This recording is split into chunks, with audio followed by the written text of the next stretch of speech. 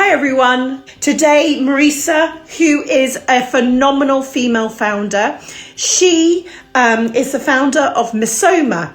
So do you know Missoma? Missoma is an amazing jewellery brand, and I am that, hence why I've just blinged up a bit today, just to get just to help her understand that I am a jewelaholic. And Missoma is, well, if you haven't been onto their website, be careful. That's all I will say. Be very, very careful, because it is a little bit addictive. Fantastic woman. I've had the pleasure of actually only doing a panel with her last week for Every Woman. And that's when I went, oh my goodness, she's incredible. Let's see if she would lend her expertise to this group. And she said yes. Hi, how are Hi. you? How are you, Holly? Well, I hear you're ill. I'm sorry. It's okay. I'm getting there. I was just saying, it's one of those things. You look great. Well, thank you very much. It's one of those things that there's no time for illness, is there, in the entrepreneurial world? Not at all. Not at all. And there's still great things that happen. And you're just like, actually, the illness is such an inconvenience, but luckily it's well, who knows, luckily it's not the C word, so exactly. Then we're all right. We just have to be thankful, don't we? But I agree, you've just got to fight through, unless it's obviously, something life-threatening. When it is just the normal everyday illnesses that now we almost wish it was, you just have to fight through and just keep on going.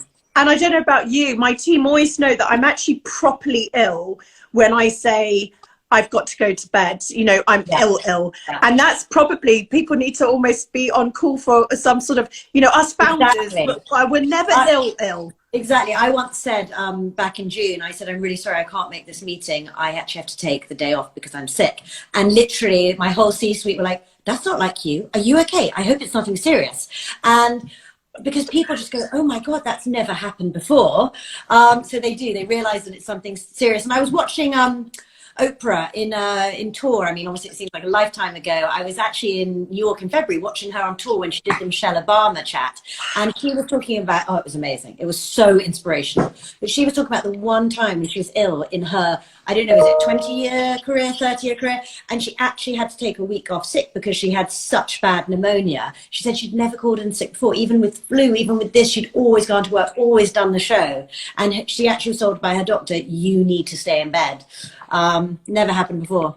Isn't that, it does make you realize though, I'm obviously also dealing with my lovely new husband, but he's not feeling so well either. Oh. And we do have that combination of men feeling unwell and women feeling unwell. There is slightly sometimes that the man flu is definitely worse than our flu. Now listen, I want to jump straight in because we met only last week, didn't we, on a panel for Every Woman. What a joy to meet you there. And since then I've been down a Missoma rabbit hole, which I've just warned everybody that if they're going to go down it, be prepared, because we're very excited in the team. Everyone's just like, oh my God, I've been looking at that site way too often. We both agreed though, didn't we, on the panel, that this period of time, even though us entrepreneurs and founders, we generally work very hard, we've never worked harder in this period of time. Tell me about how it has been for you personally. We're going to get into the business, but just you personally navigating. I think you just feel a lot of responsibility because, I mean, I don't have children and hopefully one day I will, but I feel like I have, 64 children. And so, they're all, my children, and you want to look after them all. You want to make sure they're all okay. Sometimes that's possible, sometimes that's not, but you want to do what's best for your team. So suddenly you have the weight of, in your mind, the world, because they are your world, they're your team, they're your babies, on your shoulders. And that's a lot of responsibility. So I think personally it does take it out of you. And I think it was that shift to being online, doing these Teams or Zoom calls just nonstop. You just talked and talked and talked and never stopped talking. And by the end of the day, you were exhausted, emotionally drained, just from constantly having to be on, whether it was, your board meeting or finance call, having to repackage everything, then, remarketing. It was emotionally draining, but you had to get through. And I think I said to you last week, you have to be the cheerleader for your team.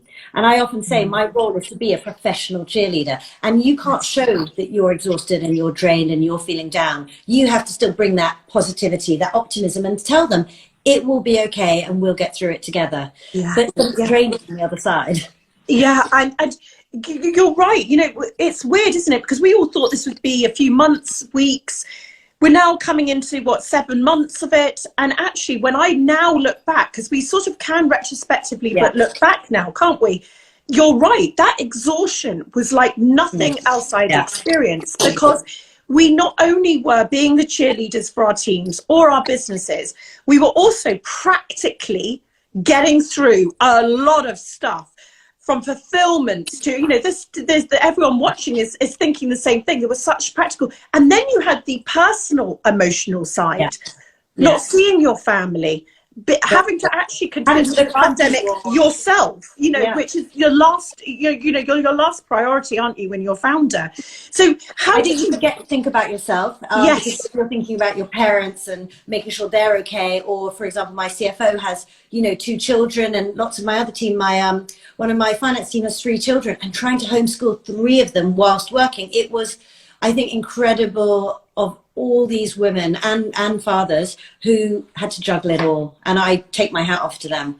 Yeah, it was absolutely. I actually had badges made up saying I survived homeschooling 2020, because it is something, isn't it? Now, I would love to go back to the beginning, because many people here might not know how you started, because you've always had a fascination of gemstones, and it was only after sort of, well, you had a hobby, didn't you? But you also had a corporate job that you quit. Yeah. And you started it up around the kitchen table, which a lot of people here understand, mum and sister. Tell me about those early days, and what were you doing in your corporate job? So I came out of university and I didn't know what I wanted to do. So I'd always loved gemstones, as you said. I'd been collecting them since I was 5. My bedroom was like surrounded by crystals, and everyone was like, where do you get your energy from? And the big joke was the crystals. As you can tell, I like to talk a lot and I'm a hyper person. So I was beading around the kitchen table with my mum as a hobby, as a passion. And, you know, we would go down markets and find vintage centerpieces. And we actually started by making gemstone sort of beaded belts, which are still really cool. I'm kind of looking at redoing them, actually. And then I would take my wares to shops, local shops, etc., and sort of literally turn up with a roll and sell my goods. So I really was that kind of, you know, from the kitchen table, traveling around, and then it went, you know, then it grew to going to trade shows, going to department stores, going to press, you know, sort of desk visits, showing all the editors, and I did it all myself. So I've done every trade show myself. I went and found all the factories myself. I've worked in the factories, you know, making the pieces. I've done every trade show around the world. I always say you don't ask anyone to do anything you haven't done yourself, because I think you can only respect someone if they're asking you something they've had knowledge of, you know. And so now there's a lot of things I don't have knowledge of, so I have to hire in experts who know more than me. So be it on the tech side, be it on, you know, the fulfillment and ops side. I mean, there's only so much one person can do. So I think the next thing is knowing where you need to bring in that expert help to, you know, round out your kind of knowledge or expertise. And your start. And Missoma, I didn't answer your question. I'm so sorry. Yeah, what did you do? And also Missoma is special, isn't it? Because it's made up of, well, it's a family name, isn't it? So it's Michelle, my mother, Sophie, my sister, and I'm the so Marisa. So yeah, totally made up. And I was working at Richemont, which is a luxury goods holding company that owns sort of Cartier, you know, sort of Chloe, and a lot of watch brands, Van Cleef & Arpels. But I wasn't on the design side. I wasn't working within a brand. I was on the corporate side in the sort of London head office, and it was just very dry. It was a lot of, you know, spreadsheets, and I was basically doing sort of aggregated group buying volume. So, I mean, honestly, you couldn't get more boring. And I just thought, what am I doing after 2 years? And I'd always wanted to be creative, but I'd gone down, you know, a different You've gone route. down another route. And it takes such courage, doesn't it? You go down that other route, and then almost we're, I keep using this damn word, pigeonholed, but we keep, you know, we become pigeonholed, or our psyche allows us to become that. So I'm not creative, I'm that side of things. But and you give confidence in because I hadn't done, let's say, art for A levels. I know it sounds silly, but I'd gone down that more. I did maths, you know. I then thought, oh, I don't know how to be creative again. So I think if you have a hobby on the side and what they now call a side hustle, and a passion project, you then keep up that creativity, and then you also, it gives you that creative outlet you need, but then you also realize, no, this could turn into something. So I do think that the side hustle, which now has become that big word, is basically, I suppose, what I had. It was a hobby. Yeah. So passion turned hobby turned home business. So it took off all very quickly, and you were seeing huge successes in places like Harrods and Harvey Nichols. But you decided that you needed to reflect. Is this right? Because you went traveling, and then when you came back, you decided that Missoma was now going to primarily be direct to customers. Yes. Now, that would have been a really big deal. I can imagine making that decision. I can only imagine. Yeah. But tell me, 2014, tell me why you did that, and tell me what that experience has been, because a lot of people who might be watching, you know, when you get the call from the big boys, actually, you know, the department stores, and it really is a sign of prestige, you know, that this is someone who's, you know, our imposter syndrome kicks in, doesn't it? Wow, someone else wants what I do. Yeah. But tell me now about this decision in 2014 to go direct, because a lot of what we do as small businesses is direct, and sometimes I would say it is the best way. Definitely. I think, you know, it's learning the power of no, and saying no sometimes is so much more powerful than trying to be like, yes, yes, yes, I can fulfill that, I can deliver that, and, you know, yes, I want to be there and seen on this person and in this magazine. I think that, yes, you have to let go of all of that and say, well, what's right for the business and how do you scale it up? So I was in this position whereby we were in all the best, you know, department stores, we were in all these amazing magazines, and, you know, it was out there, and seemingly it was doing really pretty good. People were talking about it, but it was very difficult to actually make money, and we were struggling to break even, and the stresses of the, you know, the cash flow, the outgoings, the ingoings. I mean, we've all had it, and wholesale makes that very difficult. And then you realize that you're exhausted from doing, like I was saying, all those international sorry, I'm trying to get this like the right angle, all the international trade shows. I mean, it's exhausting. I mean, I would sleep on mattresses in someone's like spare bedroom when I was doing Basel for 10 days, well, you were there for 11 days, with like, I don't know, a cat litter next to me that actually really stunk. I mean, all types of things I went through, like doing Paris Fashion Week. I remember being in some little tiny hotel and holding the kind of shower above my head as it trickled down. And anyway, and so it's fine, and you're fine to do that for a few years, but after a while you realize, I'm a busy fool. Yeah. You're not making the margins, you're not able to scale up, you're not seeing, you know, the cash flow, and you just realize there's got to be an easier and better way to do this. And I think that's when I decided to go away and reevaluate and think, how can I make this work for me as much as actually also for everyone else we can scale up. And also, and you must have also had those moments where you're in Paris, you know, you're selling a luxury brand or something so, you know, beautiful, and yet you're slightly not telling a lie, but you're living a life where you're sleeping next to the cat litter tray, you're in Vogue, you're in the magazines, but actually everyone's thinking, well, everything must be so great for you. Yeah. But there was a reality that you were holding. And I think a lot of us can fall into that trap where, oh, isn't that great? We've got this many followers, or we've got this, or we've got that. Actually, is my business working? And does it work for me? Is this long term? Is this going to be, you know, am I going to be able to retire in my business? And that's a real question you have to ask. I think I was always very honest about it. I had a lot of friends who started out around the same time as me, and they actually would always tell me, you know, about, you know, how many sales they did and how much they were doing. And I always felt like the really unsuccessful friend. And I was like, oh, we're not doing that well. And, oh, yeah. And then I realized years later that it was all smoke and mirrors. And that's one of the key things that I've learned, is that I've always downplayed everything. I always was very honest, and if anything, more sort of pessimistic, because I'm really a pragmatist. And then I realized it's all smoke and mirrors. And all of these brands, even the biggest luxury brands that you see, they are not making money. Faking it till they make it. Yes. And there's a certain amount that it's okay to do that if you have a plan on how to scale it up, not faking it for the sake of faking it. Yes. So anyway, going back to when we then decided to go online, I was like, right, we're going to really focus on our own online shop. This was quite early on when, online wasn't still that big. We're not going to do any of these wholesale trade shows. We're not going to focus on wholesale. It's not just the margins, but then you've got the stock swaps and you've got the marketing discounts, the marketing contribution. I mean, it just becomes draining. And also I was busy because I was doing a lot of private label as well, designing and manufacturing and delivering to other brands. So basically taking all my energy doing that. And we decided, okay, where are we going to find our audience and how are we going to speak directly to them? And how, because that's the thing, when it was wholesale, we couldn't control how it looked. And it looked most of the time a mess. Doesn't matter how many times we went in to, do the visual merchandising, especially with jewelry, it's so little and bitty. So we were like, we want to show it the way we want it to be seen, the way we know it should be worn. Yes. And we also made it more about the look and the lifestyle than about the product. So it wasn't about an arm with one bracelet. It was about this, the look of lots. Yes. And it was about sort of going back to what you really want it to be. And so I think Instagram and social media gave us that outlet to say, this is who we are, this is how we like to wear it, this is how you can wear it. And really understand what people liked and responded to and didn't like. We focused on our own website. We focused on our own kind of ambassadors who were in those days early door influencers who, wore it because they liked wearing it, not because they were paid to wear it. Things have changed a lot now, but I find that so interesting. I'm going to touch on actually partnerships with you. I've got a few comments.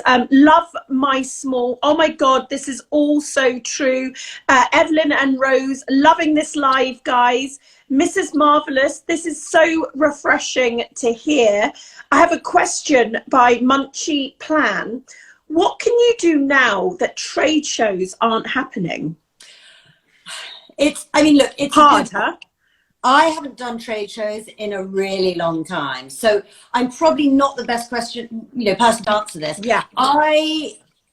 I believe that, I believe in going direct anyway to the stores. I believe in, really just keep on knocking on their door, going direct. I don't believe you need a trade show to get there. All of our stockists, we actually got directly. I would say there were very few we got through a trade show, even in the old days. And by the way, trade shows nowadays, oh God, I really shouldn't be bashing trade shows, but just say it. It's okay. We won't say it. I have a friend who works in trade shows. I'm like, please don't let her see this. In the old days, they used to place their orders at the trade show. Now they just come and look at it and they say, oh, I'll think about it and then we'll have a meeting. So you're going direct anyway because, you have to go back for a meeting where you close it. So you end up not closing any deals in a trade show, which basically means you paid for it for marketing. And that's the thing, it becomes a very expensive marketing activity, which is another reason why I went away from it. Back in 2014, I really do believe in you have to knock on doors. You have to, get in the only way you can. And I think we mentioned this, didn't we, on the Every Woman panel? It was when we were talking, someone asked us about apprenticeships and getting a job. And I think both of us were singing from the same hymn sheet where it was that personal relationship. How do you stand out? If that CV was coming to you, we were talking about, make it memorable, make yourself memorable, do something that is going to be that no one can pass it by. Yeah. And I think it's the same, isn't it, as finding stockists? It's actually... Yeah, go on. I've got a good idea for you. So first of all, we still can't get in touch with a lot of department stores, like more globally that we don't know. And we're going, how can we get in touch with them? And, we're like, shall we send them a piece to try on? And shall we send them a few samples? Now, then it becomes difficult because they're not at their desks. You can't send it to their office address. We actually are about to go with a wholesale agent. So I would suggest that as well, because they have the virtual meetings, they have the contact, they have the distribution. What I would do is say, you've got to negotiate down the commission, you've got to take out all existing business that are your own contacts, and then you've got to make sure you're not tied into a 3-year contract, or you've got to make sure that anything after you leave, you're not still paying commission on. So you've got to be careful of all those. So you're talking about the commission that agent, the wholesale agent might take. So you take out what you know and what is yours, and you have a cut-off date to which either you could probably continue your relationship, but so that anything in the future, they can't just say, oh, actually, I contacted them back 2 years ago. That's my commission.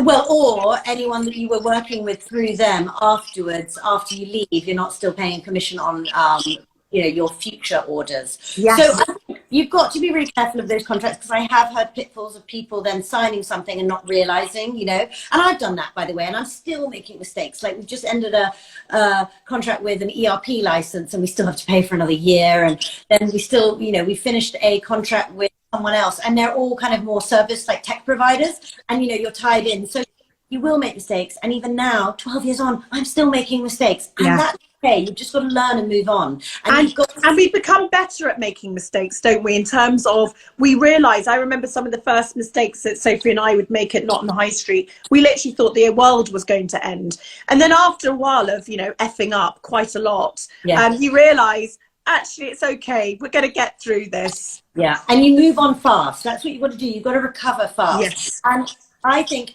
every year you think, God, I've learned so much. In fact, for me, every 3 months, I'm like, we're in a completely different position. I've learned so much, but I still carry on making mistakes, because what you don't know, you don't know. And so there'll be all these new areas, even as you grow, even for me, 12 years on, where then they're new areas. So then I make new mistakes. So I also, the reason why I wanted to come on and chat with you, Holly, is because I love being able to tell people as much as I can what I've learned from my mistakes. Because if I can save anyone from making all the bloody mistakes that I've made, it's so refreshing. Thank you for doing this, because it really is beautiful. And the other thing I would say, and I don't know if you agree, I really hope that we continue to make mistakes, which means that we're going to continue to do things that are new, and us as founders are still having an exciting journey. Because a lot of people that I've interviewed, you know, can get to a stage where they're not making mistakes because they're not really in the drive.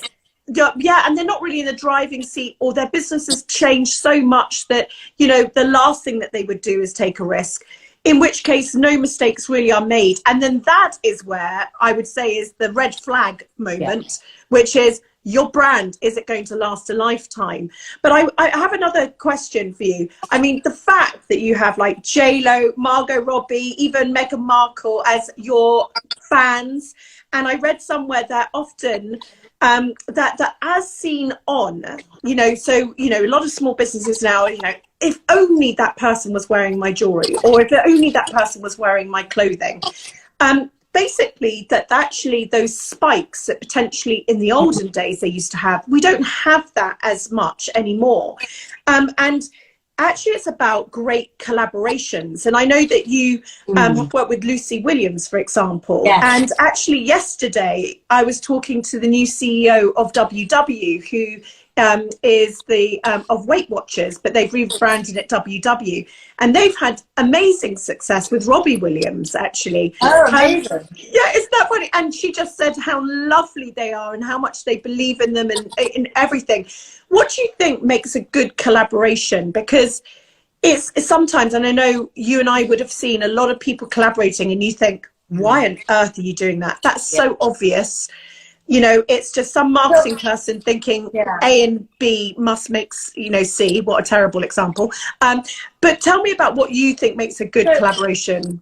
First of all, just to go back to your first thing on celebs, what I would say is that the US are much more into that than the UK. So you do see more spikes from the US than you do from the UK. They're definitely more of a celebrity-driven culture. And so that gets more kind of press-worthy in the US, whereas in the UK, we're like, "Oh, whatever, you know, I don't know." But the other thing is, you know, you can have it on someone, but if no one knows that it's you, it makes no, you know, difference. So we used to have that a lot, where it used to be on people that no one knew.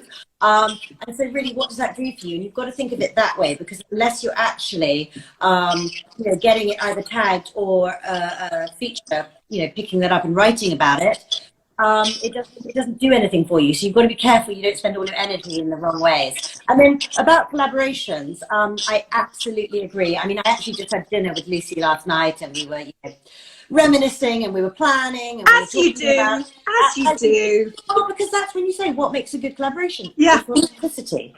Yes. That it is a real friendship. Now, don't get me wrong, we weren't friends before. We met through work and became great friends. And as a result, we've now been working together for 5 years. But I think it goes back to, you know, what I said when we started doing focusing on online, and it all comes back to, by the way, I hate to say it, but online, because you were talking about, you know, wholesale, and someone was asking, well, what do I do now? Focus on online, focus on where your margin is, focus on your reach online, your digital marketing, your social reach. Don't worry so much about the wholesale, which is largely marketing for online. So with the Lucy Williams collaboration, again, I was focused on how do I increase my reach in social. So I was meeting with all the, you know, amazing bloggers, and now they're called influencers. When they were first starting out, she was starting out. We were really small. I remember when we kind of met for coffee. I mean, at that time she had 50,000 followers, and we had 6,000. So, and you know, we started chatting. She loved jewelry like you do. She's a, you know, a jewelry bug about, oh, wouldn't it be amazing to do this? And, oh, well, what do you think about that? And we just started, you know, connecting. We started like talking about what we could do. And it was a real authentic collaboration. And, you know, as you said, you won't see sell through from something where you see a celebrity is paid by a big brand. They, you know, are there wearing something, and, you know, they're kind of there going, oh, look. And then the next day they're back to their everyday jewelry. And I think that's where, don't even bother, don't go down that route, because it won't translate, and also they won't be behind it. What works is when the person is wearing it every day, they're completely behind it and believe in it as much, and therefore they promote it, you know, organically as well. And I think that you know, that's the big difference. So part of that is luck, part of it is choosing the right person who's got an authentic following as well. And the bigger the following doesn't mean the bigger the engagement. No, I mean, you're so right. I mean, I love that. And thank you for being so honest, because I think that's the thing, is about the quality of the authenticity, even though that sounds all a bit, you know, the A word or whatever, you know, all about authenticity. That's what it is, though. All society, that's what, you know, the customers, the customers that you want to work with authentic brands. And that's how you find your micro-influencers. If people are looking to find who can I work with, try and find people who are either already wearing you. We work with people who are already wearing us, and then we work to boost it. Or you find people who are wearing similar things. You think, well, then they would like what we're doing, because that's a similar kind of, you know, look or feel. And that's how and we start by gifting and seeing if they like it. If they like it, then we can have that conversation. But if you just, you know, give something to someone that then they're just being paid to promote, it doesn't work. And you know, Missoma, we've been so lucky that we're kind of that brand that they go back to wear every day, even if it's not tagged, after they've done the paid partnership for someone, you know, bigger. I love that. Well, we've got a few comments. Holly's Gin, fantastic gin, obviously, because it might have a great name in it. Holly's Gin, they are so expensive, trade shows. Thank you for being so honest. Love my smalls. Yes, that's the only way we got into Harrods and Selfridges, was by hard graft and utter persistence. Yeah. And we're still emailing every day. Like, I was speaking to my wholesale manager, and like, well, keep on emailing. You know, I mean, we're emailing like you guys are. Nothing changes. It doesn't matter where you are in your stage. In your stage. We're all doing it, and it's still hard work. Evelyn and Rose, this is so helpful. I've never heard of a wholesale agent. Thank you very much. Field Notes by Kate. I'm loving this. Munchy Play, love your honesty, Marisa. Finding this a very inspiring and very insightful. I mean, this is fantastic. I like one I've just seen saying, currently watching from a Sainsbury's line. I love that, multitasking. I mean, the lines have got big, haven't they, again, everyone? They have got big again. I can't believe it that we're heading into that direction. Now, we also mentioned before about authenticity, but also now about the fact that our customers, you know, if we're on this journey, you know, for a longer period of time, our sustainability, how we actually treat the planet, what we're doing. And I bang on about it, and I always feel I bang on about it too much, but I know that it's never too much. Well, I think probably it's not, but it's I bang on about it because actually it's smart business. So of course it's about, of course, the values is saving the planet, helping treat our customers correctly, being diverse, celebrating everybody. But it is genuinely great business to help our customers understand that we get it. You know, we're building businesses, but we're also trying to do good in the world. And I think it's about doing it. I always say one step at a time. Like, we can't do everything. We're not perfect. As long as you have a plan, you have incremental improvements that you're putting in place. And then you also need to be honest where you don't meet them. So for example, you know, we are eradicating plastic from our, you know, our customer journey. So we're taking out the outer plastic bag that, you know, you get the FedEx delivery in, or you EPD delivery in. And so then we produced a new fully recyclable box, you know, in a box, not a plastic hinge, soy inks, all of that. But then the other day I heard that there is now a new kind of way of opening those boxes, because they don't have the plastic outer. They're being opened under the seal, taking out the goods, resealing it, and then the customer's getting an empty box, right? So then we've got a terrible customer journey, and I'm like, we're trying to do the right thing here, and now someone's got a new way of going through that sealed box.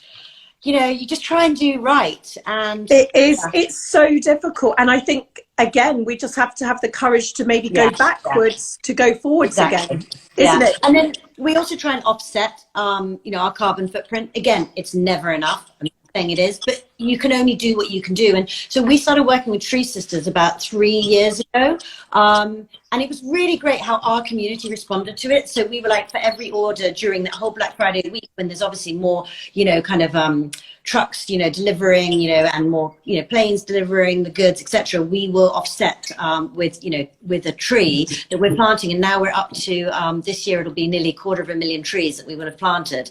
And you know, we have all the stats about how much oxygen is produced for every 50,000 trees, and you know how long that takes to grow. And it's just, and the other thing with Tree Sisters is it's a female run business, and it gives local women, it's all over like 7 forest belts around the world, so it's in different ecosystems. It gives women also, you know, employment. So that's really nice to know. And then during COVID, for example, we decided to help like our community in London and also in India, where we manufacture, with free meals for the school kids that wouldn't otherwise have meals because they weren't going to school, and some of them relied on it. So I think we did like 65,000 meals or something. So it's we can't do everything, but we can just try and do small things that, you know, can help. Yeah, and this is just amazing. And what I just love is that you still are such a founder, you know, even though you've been doing this for such a long period of time now, you're like, you've still got that entrepreneurial way of speaking. You're like, you know what, I can't be perfect right now, but this is what we're going to do. And now I'm going to take my customers along with the journey. And then hopefully together you will see us doing better and better. And this has now formed a different type of relationship, because now I've got something else to speak to you about, and we can do this. And it's so interesting. I've got a question around that. So we read up cycles. How do you grow your brand on social media? Because, and the reason I ask it now is, do you feel it's very important to have more to say than just what you sell? I think definitely during certain periods it is. For example, when we went into lockdown, we decided, right, we're not going to do the sell. We're going to try and produce content that might be relevant to our community. So, for example, we did a 21-day resilience training for the internal team, because after a few months of lockdown, you know, everyone's going a bit stir crazy in their, you know, room, working out the same place. And then we were like, okay, the team are really loving this. Like, let's also talk about this on our sort of social media. So we started this IGTV series, and we tried to do, you know, just different interesting things, from a mindfulness session or a yoga session or a workout session to this resilience training.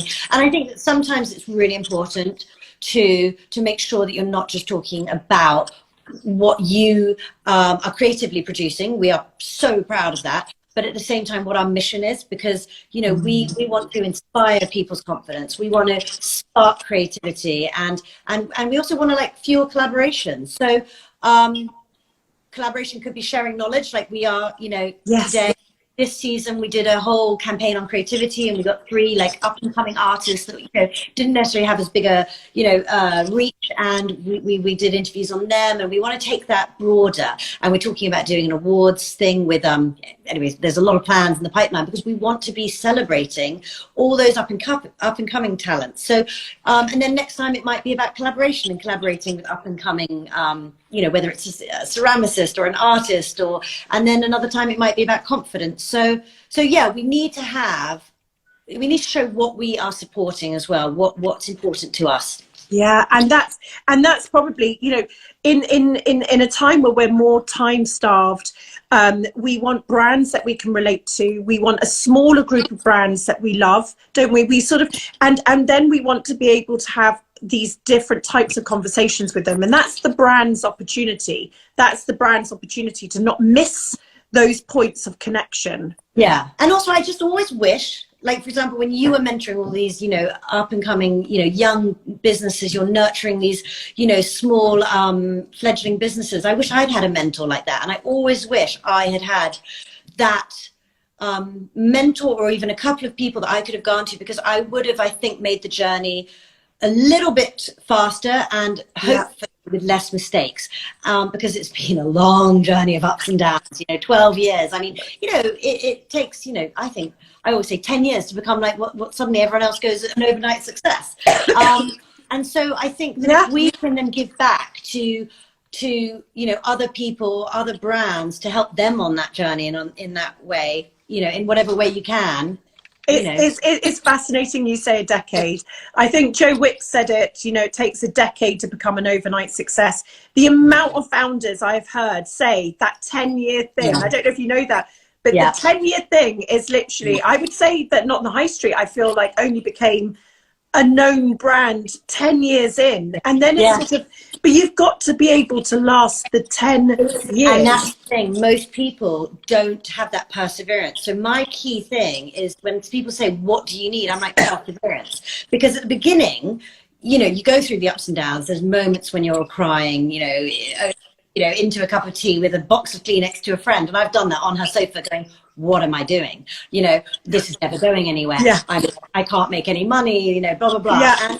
And then you just need to persevere and ride over those ups and downs. And I do think the people who I've seen give up along the way, and it's like, you just need to keep going, because it happens at one point. And I find that it took me about 7 years to find the sweet spot, which is when everything sort of started to come together, from, you know, all that hard work into the production, into the quality, into the price point, finding who your audience is, where are they, how are you talking to them, you know, where are you selling it, and it just all started coming together. But you had, I mean, design was never a problem. Design and ideas, they're not the problem. Bringing it all together. So yeah, I think you just have to persevere. Sometimes you can't financially, but what I did on the side is I did private label. So I earned money on the side by designing and manufacturing and, you know, producing for other big brands, not, you know, under our name. So tell me about that, because I find that interesting, because I say that to some people, and I always quote the sort of 20-80%, but maybe you're wrong, and maybe you'll say this isn't the case. So sometimes I'm talking to brands and I say, listen, do 80% of what's selling right now, etc., maybe in your case, white labeling, so that you can do the 20% that you're building up. Now, is that the wrong percentage? Were you actually doing more? But when someone right now is listening, thinking, I need to create cash flow, I don't want to go for an investment, let's say, I don't want to do this. Maybe people haven't thought about this white labeling. And what's that sort of percentage that you would say to concentrate on? Because you always want to be able to concentrate on your own thing as well. Yeah, I think if it starts creeping up over 30% of your time, it just starts eating into your creativity in other areas. And I do think at one point I ended up doing probably 40%, and it just became too much. And I did in the end, sort of have to say goodbye to it. And people are still asking us. And we were doing some big, chains and department stores, quite big business, and we ended up walking away from it. But you can when you get to a certain point. I only walked away from it, I think, in 2015. Right. So, you know, I think, don't make it. But it was necessary. You know, sometimes in our journey, we've got to do things that are necessary for that point in time. And it doesn't always have to be forever, but it gets you to that next platform, that next stage. Now, and also, it's like Sorry. Go on. No, I was just going to say that I think you also need to have gone through those hard journeys to appreciate it when things then do go right. Because I saw so many people come out of uni or start their brand and they had success too fast. They weren't then prepared when things, you know, when shit hit the fan, when things got hard. And so actually when COVID struck, I feel in a way no one was prepared for this, and no one was prepared for the sheer length of time. But I do feel that as a business, we were more prepared and agile and able to react quickly because we'd always had these ups and downs. We'd always had problems and then great periods and then another problem and then great periods. And we'd always known how to just react, adapt, be agile. And I think as a result, I mean, the team were amazing and they all came together. But you learn these lessons, you learn how to, you know, how to adapt. It's very important. And how to weather the storms. And you're right, you've got the war scars, you've built the muscle. So when it came to it, ultimately it was a different shit hitting the fan. But ultimately, you had to go into yourself and find those places that you'd found before. And before we go, I just wanted to ask you, some of the team were just talking about sort of washing their hair and thinking about things. And I know us founders, you know, we tend to be very excited by our businesses. After 12 years, and for those who are starting out, maybe listening, for those who might be feeling it right now, you know, things might not going well. Tell me what you think keeps you going. What is that thing that you still love about what you do? It's one of the things I love and one of the things I miss the most. Working with my team, like honestly collaborating with my team. And I'm one of these people, I react to people's energy. So I love good energy. I don't, you know, like negative energy. I'm always about, well, what are we going to solve today? Not, oh God, another problem. It's all about how you think about it. So I really miss like brainstorming with the team, if it's a strategic brainstorm, or creating with the, you know, design team and discussing in person. And I think right now that's what I miss the most. So we had 3 weeks back in the office and we were all so excited. I mean, obviously we only had 12 or 15 people in at a time. Yes. And then obviously the new news from Boris, and I miss it. I was really depressed because I miss being just all together and going, right, how are we going to make this happen? And, you know, it doesn't matter what project it is, whether it's a project for, I don't know, the US market, or a project for a new collection or a new launch or a marketing campaign or a collaboration. I love brainstorming with my team. And, you know, and also I love, you know, seeing them grow, inspiring them and learning from them. I'm now at that stage where I'm learning from so many amazing talents in the business. And I love learning something new every day, because when you are, you know, when you've sort of started a business and you've been the only one, and suddenly you have this huge team, you're learning from all these people who have more knowledge than you, and they've been in the industry in different positions and for different number of years and different areas. I still love learning about, I don't know, display marketing and all the digital marketing side of things, or, you know, whatever it is. It's fascinating. There's such a power in people, isn't there, and team when we believe in things. You've been so generous with all your advice. My God, everyone's going nuts about it. I mean, obviously, I talk a lot. I'm sorry about that. But I talk so much more. I have so much. Sucking it all up. All of us are just sucking it all up. I'm now going to summarize you and make you blush. So I'm going to let you go, but I just want to say thank you so much. Thank you for being a genius.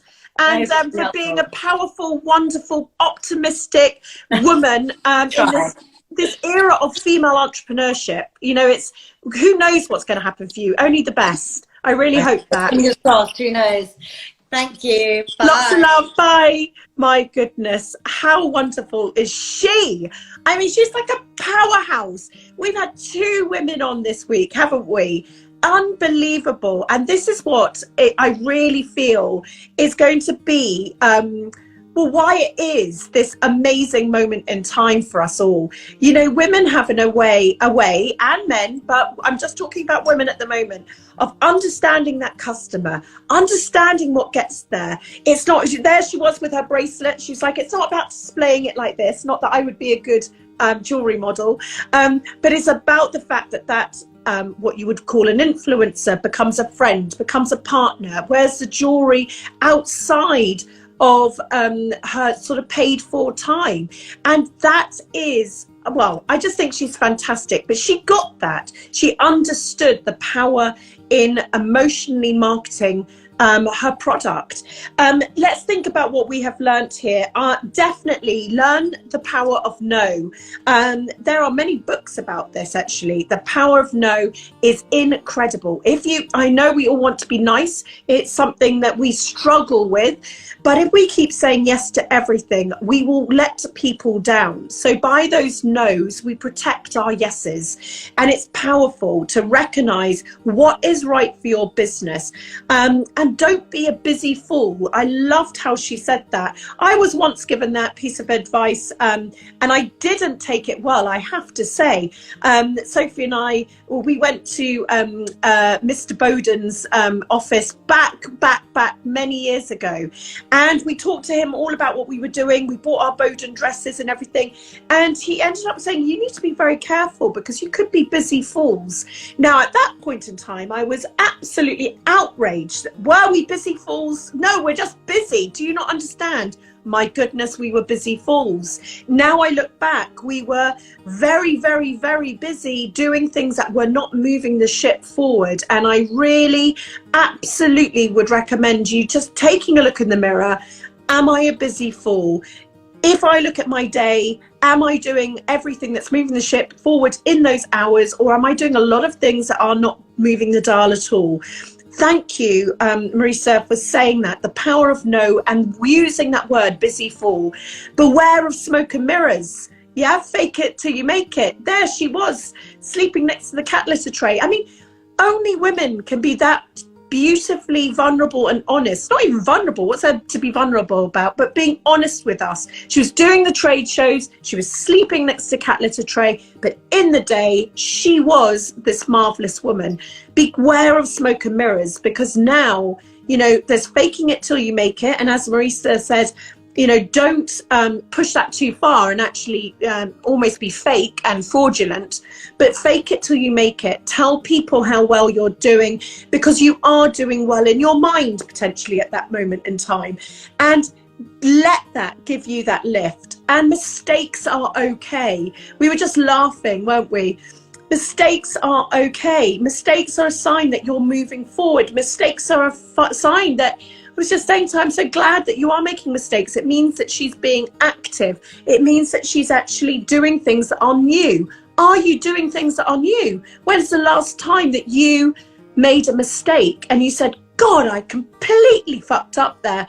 That is something I need to not do again.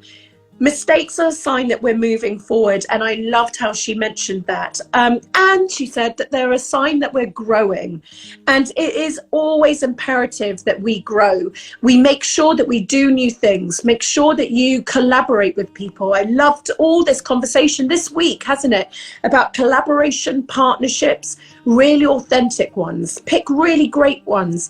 Have you thought about your brand? Have you thought about you collaborating? And by the way, they won't necessarily say no, because I know exactly what you're thinking. They're not going to say yes. Well, they might. If you think about the worst thing that's going to happen and get okay with it, meaning a big NO, which actually, as Kanya said, is never over. But if you are okay with that, well, what happens if it's a yes? So I just want you to be as courageous as you can. Marisa, your brilliant business, brilliant team. I bet they all miss you. I was wondering if a lot of love hearts were coming up because it was actually Marisa's team there sending her love, because I can imagine she's a fantastic boss. Thank you as ever, everyone, for tuning in. My voice goes at this point in time, but I really, really hope you've had some inspiration there. And I want to thank Dell as ever. Thank you so much for letting me speak to remarkable human beings. Next week, oh my gosh, we've got even more remarkable human beings. My life is filled with remarkable human beings and all of you. Sending you all my love. I'm off to go and have lemon and honey, and sending you a huge kiss as ever. You don't get my germs, you see, over the screen. Mwah, mwah, mwah. Lots of love.